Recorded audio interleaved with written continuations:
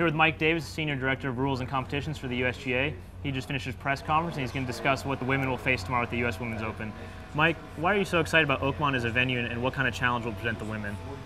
Well, I mean, Oakmont as a venue is one of the absolute best as far as what the USGA tries to do in identifying a national champion. It really takes every aspect of the game and test it, whether it's driving, your approach shots into the green, recovery shots, and then certainly on the greens with these legendary fast and undulating putting greens. So I think Oakmont, particularly when it's a dry Oakmont, which is what we've got right now, it's truly one of the great tests in this country.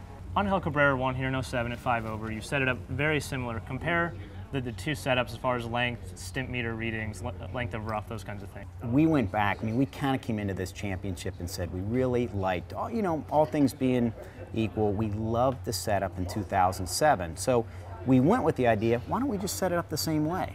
So we started out with the idea, let's have the same hole locations for the women this week as we had 2 weeks ago, and we've modified just a few of them. But you know, obviously there's a difference in how the women play the game versus the men. The women don't hit the ball as far. So this week we're playing it roughly 600 yards shorter. But the key is each hole we feel is really going to play roughly the same.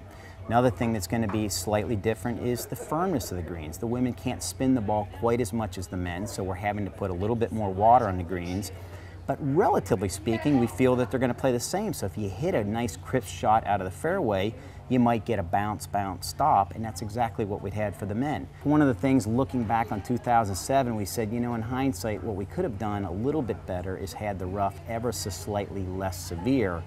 So, relatively speaking, what you're seeing this week is the rough slightly easier for the women than the men, just because we look back and we said, you know what, we could have done something slightly better in 07. But all in all, I think what you're going to see this week, whether it's green speeds, firmness, length of hole, they're really going to play roughly the same as 2007. That's what we want to see happen. Oakmont's always a test. Any concern that scores, especially the bottom of the field, the first two rounds, are going to be too high and might embarrass the women? When we go into this, our focus really is we're trying to identify a national champion. So the focus is how do we set up each hole and each aspect of the hole to really test, you know, the players and make a stern yet fair test of golf. So the focus isn't really on the bottom half of the field, although I be honest, we're always mindful of forced carries and things like that. But with respect to the scores, we don't really set the course up for a certain score, but what we do set it up is that saying, okay, are we testing driving on a given hole?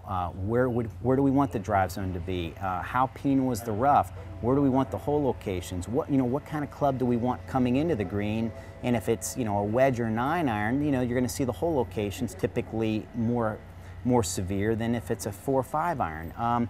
So, you know, there were, you know, I know in practice rounds in 2007, this was an incredibly hard course for the men. There were the same comments like, geez, you're going to see players shooting in the 90s. And that's pretty typical comments in practice rounds. And so I feel at this juncture, the day before we get started, this golf course is very much the same as it was in 2007, relatively speaking. Well, thank you, Mike. It's going to be very exciting, but a very difficult championship here at Oakmont. Check back to golfweek.com for all your updates and latest news from Oakmont.